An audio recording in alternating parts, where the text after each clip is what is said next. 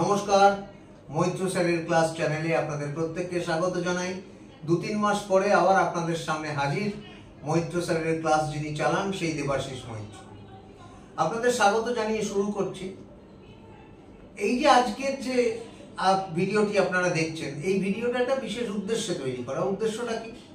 উদ্দেশ্যটা হচ্ছে যে অক্টোবর থেকে, এবছরের অক্টোবর মাস থেকে শুরু হয়ে যাচ্ছে রামকৃষ্ণ মিশনে ভর্তির পরীক্ষা। ইতিমধ্যেই ব্যারাকপুর RKVM রামকৃষ্ণ বিবেকানন্দ মিশনে ফর্ম দেওয়া শুরু হয়ে গেছে এবং ফর্ম জমা করলেই তারা সঙ্গে সঙ্গে অ্যাডমিট কার্ড দিয়ে দিচ্ছেন এবং তাতে পরীক্ষার ডেটও লিখে দেওয়া থাকছে এবং সেই ডেটটা পড়ছে অক্টোবর মাসে। এবার দুটো মোডে পরীক্ষা হচ্ছে, অফলাইন এবং অনলাইন দুটো মোডেই পরীক্ষা হচ্ছে। যারা ক্লাস 5-এতে অ্যাডমিশন টেস্ট দিতে যাচ্ছে রামকৃষ্ণ বিবেকানন্দ মিশনে, তাদের অনলাইন মোডে হচ্ছে, এবং যারা ক্লাস 1-এর জন্য RKVM এ পরীক্ষার জন্য অ্যাপ্লাই করেছে তাদের জন্য অফলাইন পরীক্ষা হচ্ছে এবং তাদের সেন্টার হচ্ছে বেশিরভাগ ক্ষেত্রে পানিহাটিতে, ওদের নিজস্ব ক্যাম্পাসে। যাই হোক, আমার বক্তব্য সেই জন্য নয়। তার মানে পরীক্ষার ঘন্টা যখন বেজে গেছে, তার মানে হচ্ছে এর পরপর একে একে পরীক্ষা চলতে শুরু করবে। একে একে এর পরপর সব স্কুল দরখাস্ত নেওয়া শুরু করবে।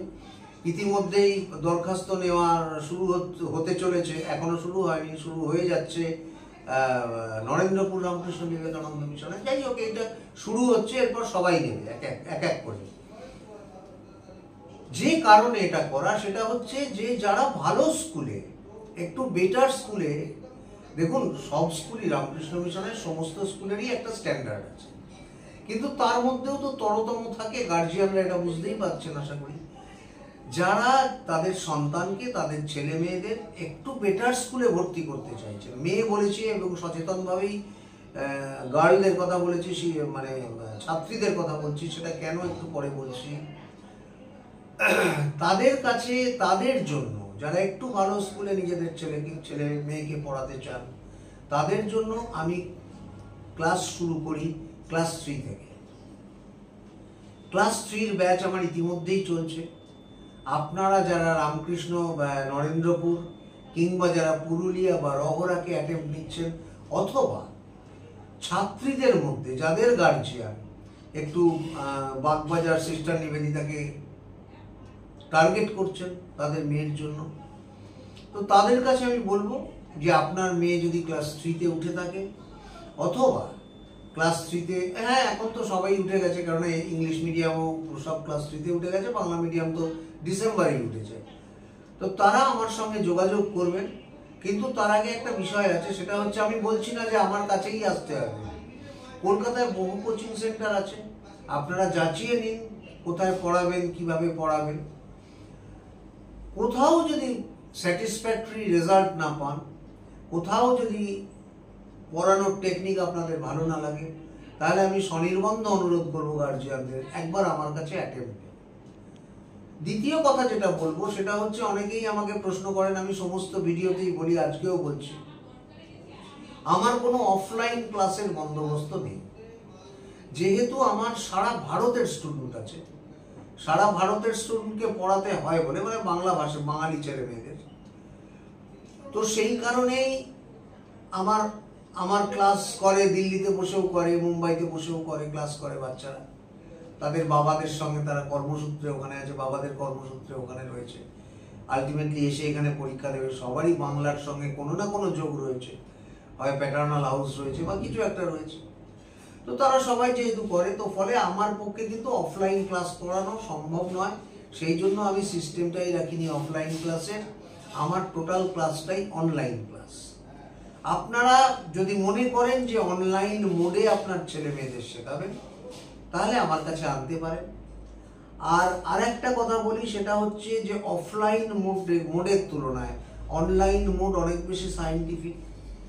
তার কারণ কি? তার কারণ হচ্ছে যে অনলাইন মোডেতে আপনারা নিশ্চয়ই জানেন যে আমি যে অ্যাপটায় পড়াই সেটা হচ্ছে গুগল মিট, এবং সবকটা অ্যাপের ক্ষেত্রেই অনলাইন মোডেতে কি হয়, প্রতিটি স্টুডেন্ট পিছু একটা করে রুম তৈরি হয়ে যায়, এবং যার ফলে ওই রুমটা প্রত্যেকের যেহেতু আলাদা আলাদা রুম, তাই ইন্টারাকশনেও সুবিধা হয়। কোনো স্টুডেন্ট যদি আমার সঙ্গে ইন্টারাক্ট করতে চায়, তাহলে সে তার রুমেতে যেই মাত্র মাইকটা ওপেন করবে, ওর ঘরের লাইট জ্বলে উঠবে, ওর রুমের লাইট জ্বলে উঠবে এবং আমি অ্যাট্রাক্টেড হয়ে যাব ওই রুমের প্রতি।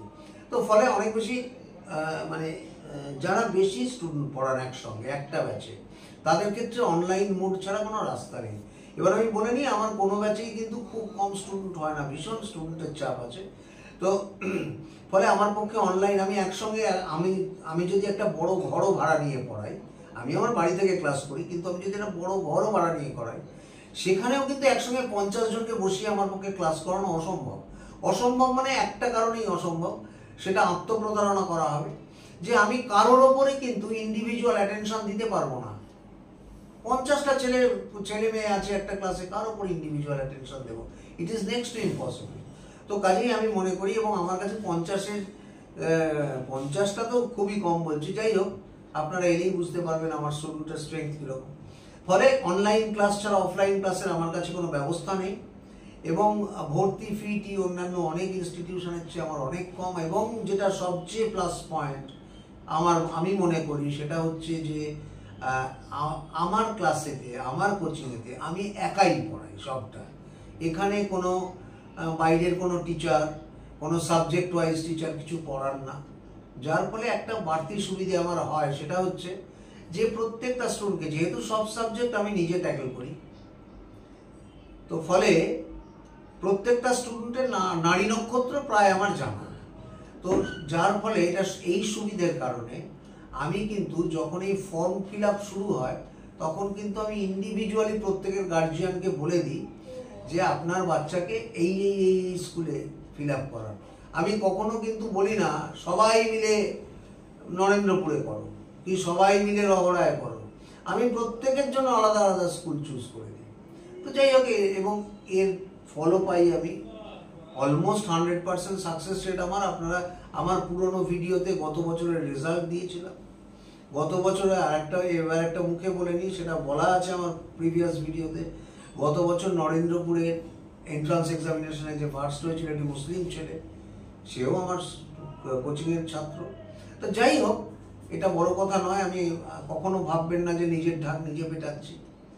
ছাত্রর কৃতিত্ব অনেক বেশি টিচারের চাইতে। টিচার তো শুধুমাত্র রাস্তাটা দেখিয়ে দেন, কিন্তু পড়াশোনাটা তো আর টিচার করেন না, ছাত্রই করেন। আর একটা জিনিস যেটা আছে আমার ক্লাসে, সেটা হচ্ছে গার্জিয়ানকে অবশ্যই বসতে হয়, এটা ম্যান্ডেটরি। তার কারণ হচ্ছে গার্জিয়ান ছাড়া কোনো বাচ্চাকে আমি এন্টারটেন করি না। তার বেশ কিছু কারণ আছে, এগুলো যারা আগ্রহী তারা আমাকে ফোন করবেন, আমি কারণটা বুঝিয়ে বলবো। অকারণ ভিডিও দীর্ঘ করে তো লাভ নেই। তো বিষয় যেটা, সেটা হচ্ছে যে ধরে নেওয়া যাক যে 2025-এর অক্টোবর থেকে পরীক্ষাগুলো শুরু হবে।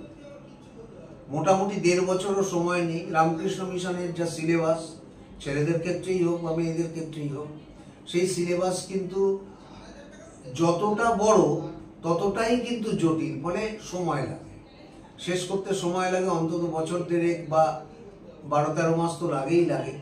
সেই জন্যই আমি বলবো, যারা ক্লাস 3 যাদের স্টুডেন্ট, মানে যাদের ছেলে মেয়ে ক্লাস 3-তে পড়ে, তারা যদি কখনো ভাবেন রামকৃষ্ণ মিশনে একবার অ্যাটেম্প্ট করবো বা ভর্তি করবো ছেলে মেয়েকে, আমার সঙ্গে যোগাযোগ করবেন।